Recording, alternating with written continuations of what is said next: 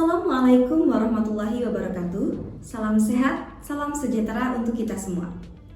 Perkenalkan, saya Rovana Agnia, SVIS MKM, dosen tetap program studi Sarjana Terapan Kebidanan Metro, jurusan Kebidanan, Poltekkes Kemenkes Tanjung Karang. Video ini saya buat sebagai salah satu dokumen pendukung dalam PDD UKTPT bagian pengajaran. Salah satu syarat untuk mengikuti sertifikasi dosen tahun 2026. Saya akan menjelaskan salah satu mata kuliah yang saya ampu sesuai dengan bidang keahlian saya, yaitu mata kuliah Kesehatan Masyarakat dengan kode MK BD.66224 yang saya ajarkan pada mahasiswa STR semester 6 dengan bobot SKS 2 SKS teori. Mata kuliah ini terdiri dari 16 tatap muka dengan 2 diantaranya adalah UTS dan UAS. Adapun CPL yang dibebankan pada mata kuliah ini yaitu CPL 3, CPL 4, dan CPL 8 yang sudah dituangkan dalam RPS dan sudah ditandatangani oleh verifikator rukun ilmu institusi dan Kaprodi Sarjana Terapan Kebidanan Metro. CPL 3 menerapkan strategi pengambilan keputusan serta penggunaan iptek secara akuntabel dan bertanggung jawab berdasarkan pemikiran logis, kritis, sistematis, etis, dan berbasis bukti ilmiah untuk mendukung praktik kebidanan berstandar global. CPL 4 mengaplikasikan kegiatan promosi, prevensi, edukasi, konseling, dan advokasi yang bermanfaat bagi optimalisasi kesehatan perempuan, keluarga, dan masyarakat dengan memanfaatkan bahasa lokal maupun internasional secara adaptif sesuai perkembangan teknologi. CPL 8 mengaplikasikan proses manajemen, kepemimpinan, kewirausahaan, dan model praktik bidan profesional dalam berbagai setting pelayanan kebidanan, fasilitas pelayanan kesehatan dan komunitas sesuai lingkup tanggung jawabnya, serta melakukan peningkatan keahlian keprofesian secara berkelanjutan. Mata kuliah ini memiliki 5 CPMK. 1. CPMK 3.1 mahasiswa mampu menganalisis konsep dasar kesehatan masyarakat, determinan kesehatan, dan sistem pelayanan kesehatan primer sebagai landasan pengambilan keputusan dalam pelayanan kebidanan berbasis bukti.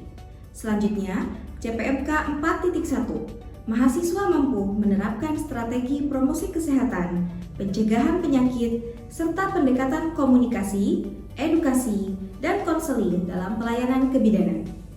CPMK 4.2 mahasiswa mampu menganalisis kebijakan kesehatan masyarakat dan pendekatan advokasi dalam mendukung program kesehatan reproduksi.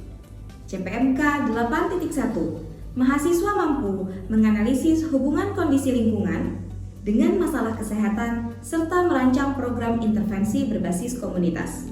Terakhir, CPMK 8.2 mahasiswa mampu mengevaluasi tantangan kesehatan masyarakat dan merumuskan inovasi pelayanan kebidanan berbasis komunitas. Adapun yang akan diajarkan pada mata kuliah di video ini yaitu sub CPMK 3.1.2 yaitu mahasiswa mampu menganalisis determinan kesehatan yang memengaruhi derajat kesehatan perempuan, ibu, bayi, keluarga, dan masyarakat. Selamat menyaksikan. Bismillahirrahmanirrahim. Assalamualaikum warahmatullahi wabarakatuh. Waalaikumsalam warahmatullahi wabarakatuh. Sebelum kita mulai pelajaran hari ini, mari kita mulai dengan berdoa sesuai dengan kepercayaan dan keyakinan masing-masing. Berdoa selesai. Di pertemuan sebelumnya kita sudah belajar tentang pertemuan 1 ini pertemuan kedua ya. Pertemuan pertama kita membahas tentang kesehatan masyarakat. Lebih tepatnya tentang apa? Ada yang mau mencoba bercerita tentang pertemuan sebelumnya? Saya Ya, silakan. di pertemuan sebelumnya kita telah membahas mengenai konsep, sejarah, filosofi, perkembangan perspektif, dan Ruang lingkup. Ya, betul sekali. kesehatan masyarakat. Ya, betul. Di pertemuan sebelumnya kita sudah membahas tentang definisi. Apa itu kesehatan masyarakat? Ruang lingkup. sejauh mana kesehatan masyarakat membahas tentang fenomena kesehatan di Indonesia. Saat ini kita akan masuk ke babak baru di CPMK 3.1.2 tentang determinan kesehatan dalam pelayanan kebijakan. Tujuan pembelajaran pada hari ini yaitu menjelaskan konsep. Jadi setelah pertemuan kita hari ini, teman-teman harus mampu menjelaskan konsep determinan kesehatan menurut berbagai teori. Kemudian mengidentifikasi faktor, ya, faktor-faktor yang mempengaruhi status kesehatan, tentunya kesehatan ibu, anak, ya, dan wanita usia subur dan semuanya lah pokoknya di ruang lingkup kebidanan. Selanjutnya menganalisis model. Ada dua model yang akan kita coba aplikasikan untuk dianalisis sesuai dengan kasus. Pertama adalah model Bloom, yang kedua model dari WHO yang disebut dengan Social Determinants of Health. Ya. Terakhir menghubungkan determinan, ya, menghubungkan determinan kesehatan dengan permasalahan kesehatan masyarakat di bidang kebidanan. Jadi ada 4 tujuan pembelajaran kita dan 4 komponen penilaian. Jadi nanti untuk menilai apakah teman-teman sudah mencapai kompetensi yang dibutuhkan, ada 4 komponen penilaian. Pertama, aktivitas partisipatif. Silahkan teman-teman berpartisipasi dalam diskusi, dalam pertanyaan, supaya kita komunikasinya bisa enak gitu ya, saling masuk. Kemudian ada analisis studi kasus. Nanti saya akan berikan kasus dibagi berkelompok, kemudian presentasi kelompok, dan terakhir refleksi individu. Refleksi individu adalah teman-teman menceritakan apa saja yang teman-teman dapat hari ini, direfleksikan, kemudian dihubungkan dengan pembelajaran sebelumnya dan peran bidan sebagai profesi teman-teman nanti gitu ya, dan dikumpulkan sore hari ini melalui Google Form yang sudah saya kirimkan linknya di grup. Ada pertanyaan sampai sini? Cukup jelas ya. Next. Ya. Mengapa angka stunting masih tinggi meskipun posyandu sudah aktif? Kalau teman-teman sekarang lihat di RPJMN ya, baik itu secara nasional maupun di provinsi, angka stunting masih menjadi salah satu highlight permasalahan yang tinggi, permasalahan utama. Kira-kira kenapa? Padahal posyandu sudah aktif. Teman-teman pernah praktek di posyandu ya? Lihat dong, kalau posyandu aktif ya kadernya banyak, kemudian balita yang hadir juga banyak. Tapi kok angka stuntingnya masih tinggi? Ada yang mau coba berpendapat? Ya, silahkan. Menurut saya dari faktor ekonomi yang tidak memadai, sehingganya orang tua kesulitan untuk melengkapi kebutuhan sehari-hari, contohnya makanan bergizi, susu, serta vitamin yang dibutuhkan oleh anak. Terima kasih. Ada lagi? Silahkan. Ya. kalau dari saya faktor genetik ibu yang diturunkan dari ayah dari ibu. Oke, good. Ada lagi? Silahkan. Kalau dari saya sendiri itu biasa faktornya dipengaruhi oleh kesadaran orang tua ibu terhadap pentingnya gizi untuk anaknya. Ada 3 kata kunci, terima kasih. Ada 3 kata kunci yang kita dapat. Pertama, genetik. Kedua, kondisi ekonomi. Ketiga, kalau kita melihat satu permasalahan, berarti tidak bisa kita menyimpulkan penyebabnya hanya dari satu sudut pandang atau dari satu sisi. Bukan hanya ekonomi saja, bukan hanya genetik saja, bukan hanya kesadarannya saja. Tapi lebih lanjut kita akan bahas di determinan kesehatan ini. Coba. Apa itu determinan kesehatan? Secara definitif, determinan kesehatan adalah faktor-faktor personal, ada personalnya, sosial, ekonomi, dan lingkungan yang menentukan derajat kesehatan suatu populasi atau suatu masyarakat. Jadi di sini ada minimal 4 faktor yang keempat-empatnya saling berinteraksi, saling mempengaruhi, dan membentuk suatu lapisan.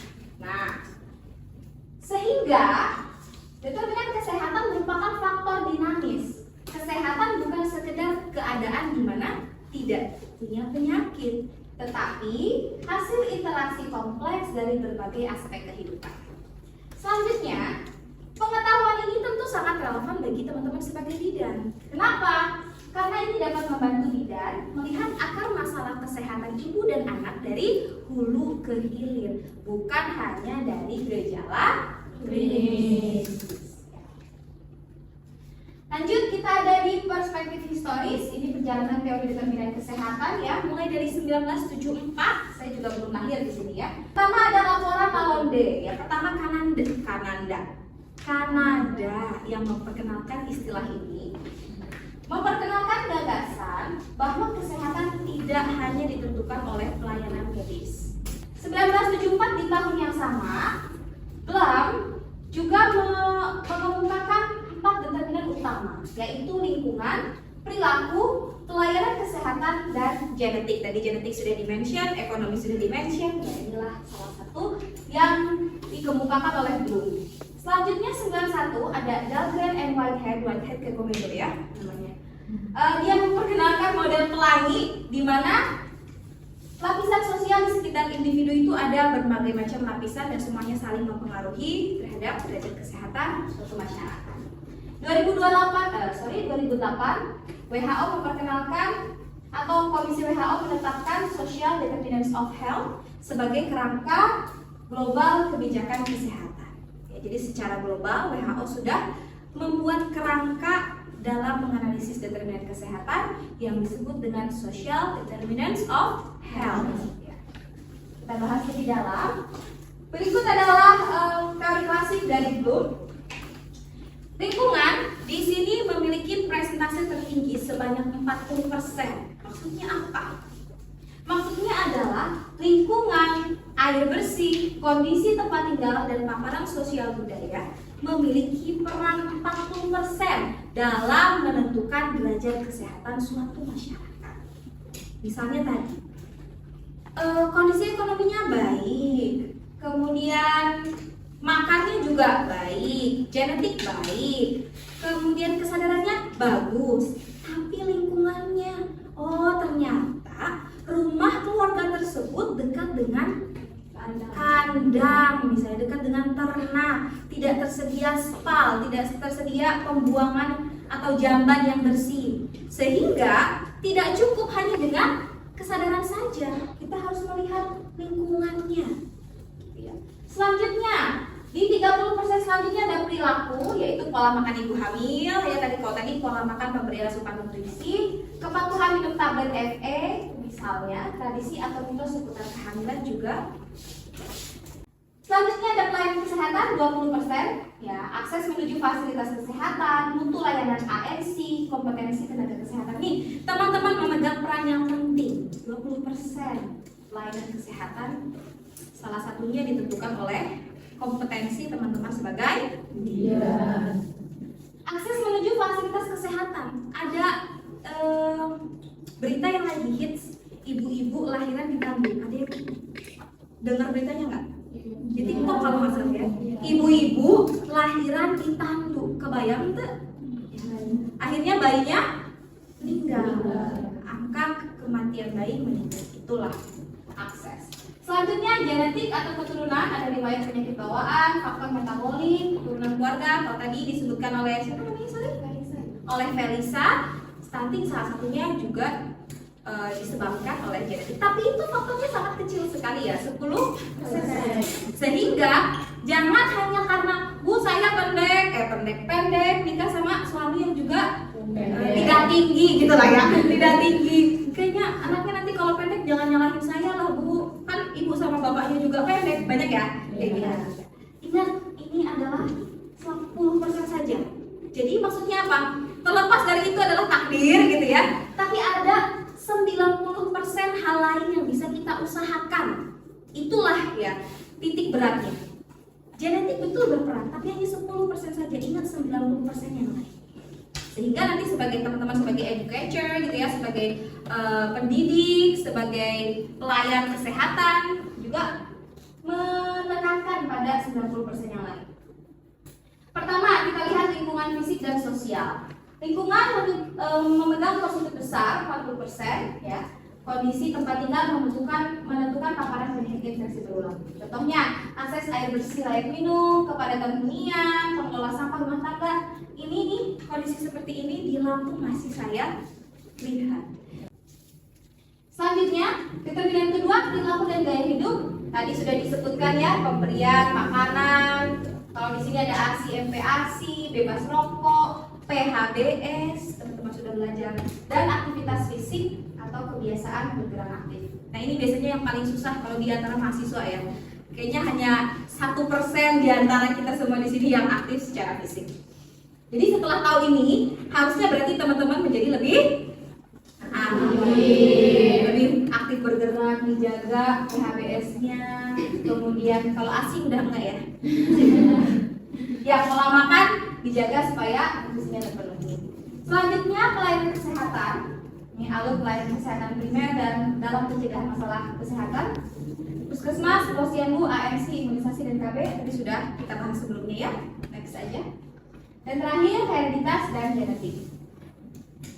Tadi juga sudah dibahas. Nah, selanjutnya kita ke model yang kedua dikeluarkan oleh WHO. Ya, WHO adalah Organisasi Kesehatan Dunia.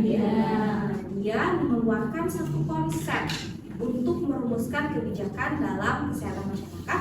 Konsep tersebut disebut dengan social health. Oh ya, social determinants of health. Ya. Kalau kita lihat di sini, ada banyak sekali lapisan, mulai dari individu, gaya hidup, kemudian jaringan sosial komunitas, kondisi individu, kondisi makro yang paling luar. Maksudnya apa kondisi makro? Kita lihat kebijakan pemerintah, kondisi sosioekonomi nasional dan budaya. Ini adalah hal yang mau kita bilang nggak ngaruh juga ngaruh gitu ya. Ini adalah lapisan paling luar. Contohnya saat COVID itu adalah krisis dunia. Akhirnya kondisi ekonomi secara nasional juga mengalami goncangan. Mungkin nggak karena COVID ibu yang harusnya bisa ngasih susu harganya 300.000 sekaleng, jadi hanya mampu membeli susu harga 30.000 per kaleng. Terlepas dari perbedaan harga gitu ya, ada juga ibu atau keluarga yang tadinya mampu membeli bahan pokok protein, lemak, jadi tidak mampu, tempel lagi. Itulah maksud dari kondisi makro juga mempengaruhi, pada akhirnya mempengaruhi individu. Kalau kita melihat perbedaannya, kita lihat di sintesis teori ini. Kalau Bloom, dia fokus utamanya adalah 4 pilar sejajar, meskipun proporsinya berbeda, tapi 4 pilar tersebut sejajar. Sedang WHO, lapisannya konsentris dari individu ke kebijakan makro. Penekanan model Bloom pada proporsinya yang berbeda-beda tadi, tapi pada WHO penekanannya pada interaksi dan gradien sosial antar lapisan. Skala analisis model Bloom individu atau klinis, sedangkan pada WHO individu hingga populasi dan kebijakan. Kegunaan bagi bidan silakan dibaca. Pada Bloom dia menyusun prioritas intervensi klinis harian. Ya, jadi silakan pada saat teman-teman menyusun intervensi klinis juga mempertimbangkan si model Bloom tadi, yang lingkungan, kemudian perilaku, kemudian layanan dan jadi mulai sekarang kalau ketemu kasus coba dilihat dulu perspektifnya dari si Bloom tadi, supaya saat merencanakan intervensi itu semua aspeknya itu bisa, ya kalau nggak semua berarti lebih banyak presentasenya dibanding hanya melihat klinisnya saja. Selanjutnya pada SDH, ya, kegunaan bagi bidan dalam advokasi program dan kolaborasi lintas sektor. Peran profesi bidan sebagai agen perubahan. Pertama, edukator. Sebagai edukator itu apa bahasa Indonesia? Pendidik, ya. Sebagai pendidik. Teman-teman dibekali sebagai bidan itu sebagai pendidik. Memberikan literasi kesehatan yang selaras dengan konteks sosial dan budaya. Kedua, sebagai advokat, advocator gitu ya, yaitu menyuarakan kebutuhan komunitas dalam forum lintas sektor dan musyawarah. Kalau nanti teman-teman sebagai bidan kerja di puskesmas, jadi bidan desa. Nah, temuan-temuan permasalahan di desa tersebut bisa teman-teman bawa dan advokasikan untuk mendapat sorotan atau perhatian dan solusi dari tingkatan yang lebih tinggi. Selanjutnya, koordinator rujukan memastikan alur rujukan berjalan cepat dan tepat ya untuk memutus keterlambatan tadi 3T ya. Dan terakhir sebagai peneliti terapan menghasilkan bukti lokal untuk merancang intervensi berbasis evidence based midwifery. Nah, ini peran teman-teman nanti pada saat bikin skripsi. Ya, lebih jauh lagi nanti setelah skripsi, tentu saja ilmu-ilmu yang didapatkan dari metodologi penelitian, kesehatan masyarakat, nanti saat teman-teman bekerja, prinsip tersebut, prinsip dari skripsi itu gitu ya, dalam menemukan suatu permasalahan dan menghasilkan bukti, itu menjadi penting untuk menjadi bekal saat advokasi. Saat advokasi nggak bisa dong, cuma katanya si ini, katanya si itu. Harus ada prinsip metodologi penelitiannya dulu gitu ya. Jadi nanti ilmu itu pada akhirnya akan saling berkontribusi pada peran teman-teman sebagai bidan. Ini pengambilan keputusan berbasis bukti. Pertama, identifikasi masalahnya dulu, lalu telusuri bukti ilmiah, dan terakhir baru setelah teman-teman tahu masalahnya, cek faktornya, baru pada akhirnya teman-teman memutuskan ini si ibu akan dikasih apa. Kan nggak cuma dikasih obat ya, nggak cuma dikasih nasihat ya, tapi kompleks lebih daripada itu. Ini ada studi kasus, ada stunting, anemia, dan CAG. Pertama, akar masalahnya kemiskinan struktural. Ini kalau tadi lihat konsep WHO, dia yang paling luar ya, ada kondisi ekonomi dan sosial suatu negara atau misalnya suatu wilayah. Kemiskinan struktural, akses pangan bergizi menjadi rendah karena mahal gitu ya. Kemudian ada faktor antara ya, CAG, anemia kronis sehingga menyebabkan pertumbuhan janin terhambat, jadilah janinnya BBLR. Dampak jangka panjang, anak lahir pendek, stunting, gangguan kognitif, siklus kemiskinan antar generasi. Karena pada studi terkini diketahui bahwa anak dengan stunting memiliki daya kognitif yang lebih rendah. Jadi pada akhirnya itu menjadi rantai siklus kemiskinan penyakit yang tidak berujung. Ya. That's why peran bidan di sini sangat penting untuk menerapkan intervensi gizi spesifik dan kolaborasi dengan intervensi sensitif. Berikut adalah bukti riset lokal yang saya sudah lakukan bersama dosen yang lain. Pertama, tentang mengungkap akar masalah stunting, dampak faktor sosioekonomi dan rumah tangga di wilayah stunting Lampung Tengah. Ini adalah lupus stunting di Lampung Tengah tertinggi gitu ya. Di sini dapat disimpulkan bahwa faktor sosioekonomi dan kondisi rumah tangga terbukti berhubungan signifikan dengan kejadian stunting. Temuan ini mengonfirmasi bahwa lapisan kondisi hidup dan kerja pada model SDH secara empiris di Lampung Tengah terbukti lapisan dari tadi WHO tadi ya. Kemudian stunting juga berdampak pada tumbuh kembang. Ini saya penelitiannya tahun 2025 ya. Dengan judul Stunting and Child Development Evidence from Pujo Basuki Village di Sentral Lampung. Anak stunting menunjukkan skor perkembangan KPSP yang lebih rendah signifikan dibanding dengan anak normal. Ya. Jadi di sini bukti dampak jangka panjang dari determinan lingkungan ekonomi terhadap tumbuh kembang anak. Terakhir ada edukasi gizi dan ASI eksklusif. Ini adalah pengabdian masyarakat yang sudah saya lakukan. Ini adalah menjadi contoh intervensi determinan perilaku model Bloom yang dapat diterapkan bidan sejak 1000 hari pertama kehidupan. Ya, selanjutnya adalah definisi, diskusi dan pembagian kelompok. Di sini teman-teman akan membentuk kelompok kecil, kemudian saya berikan kasus dan silakan teman-teman diskusikan. Lalu buatlah peta konsep determinan terkait isu tersebut menggunakan WHO frame atau dari Bloom ya. Dikumpul hasil analisisnya nanti dipresentasikan, kemudian lembar kerjanya dikumpul di Drive ya. Sampai sini ada pertanyaan? Kita lanjut ke diskusi supaya lebih terbuka gitu ya. Silakan teman-teman untuk berkelompok bagi kelompok.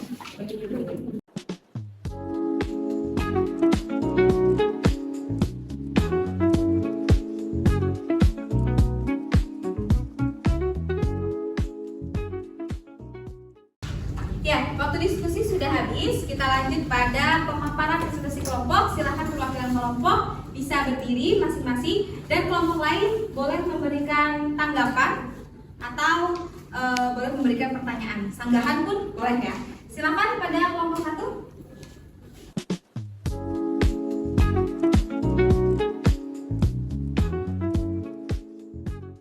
Oke, baik. Terima kasih. Bagus sekali tadi ya analisisnya. Ada dari genetik dengan 10%, tadi kemudian sanitasi di lingkungan 40%, kemudian di perilaku 30% dan pelayanan kesehatan 20%. Ya.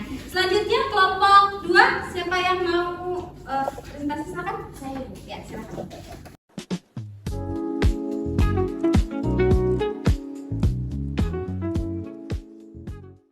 Ya, baik, betul sekali dari apa yang dikemukakan oleh kelompok 2. Tadi menganalisis anemia pada ibu hamil dengan social determinants of health dari WHO ya. Ada berbagai faktor yang saling berinteraksi. Good, terima kasih. Selanjutnya kelompok 3, siapa yang mau? Oke, silakan. Ya, terima kasih untuk partisipasi teman-teman semua dengan keaktifan diskusinya. Di akhir ini akan saya coba simpulkan ya dari 4 kelompok. Secara keseluruhan ada hal penting yang bisa kita tarik sebagai kesimpulan bersama. Pertama, 3 kelompok sudah berhasil untuk memenuhi tujuan pembelajaran inti. Tadi sudah bisa mengemukakan dari perspektifnya Bloom, sudah bisa perspektifnya SDH, WHO, belum lagi WHO sudah mampu. Kemudian kualitas analisis, keterkaitan antar dominan 3 kelompok sudah tergolong baik. Aplaus buat teman-teman. Terima kasih teman-teman, begitu kesimpulan dari diskusi kita dan kesimpulan dari kuliah kita hari ini dapat diringkas ya menjadi 3 poin. Pertama, kesehatan itu sangat multidimensional, berlapis, banyak dimensi. Tidak bisa melihat suatu permasalahan hanya dari satu sudut pandang saja. Kemudian, pisau analisis esensial, maksudnya apa? Baik itu model Bloom dan model WHO menjadi perangkat buat teman-teman untuk menganalisis lebih dalam ketika menemukan kasus klinis di masyarakat. Ya. Selanjutnya, pelayanan holistik. Jadi pelayanan kebidanan yang efektif harus melampaui sekat klinik dan menyentuh pencegahan, edukasi, serta pemberdayaan masyarakat. Sampai sini ada pertanyaan? Sudah cukup? Cukup. Oke. Terima kasih. Berikut adalah referensi. Referensi sudah saya sediakan di Google Drive. Silakan teman-teman baca. Semua buku untuk mata kuliah kesehatan masyarakat sudah saya simpan di link tersebut. Silahkan nanti dibuka-buka, dibaca lagi, terutama dalam melengkapi dan mengoptimalkan melengkapi hasil diskusi tadi ya. Silahkan. Jika tidak ada pertanyaan, ya saya akhiri perkuliahan kita hari ini dengan hamdalah. Alhamdulillah. Sampai berjumpa di pertemuan selanjutnya. Terima kasih. Assalamualaikum warahmatullahi wabarakatuh.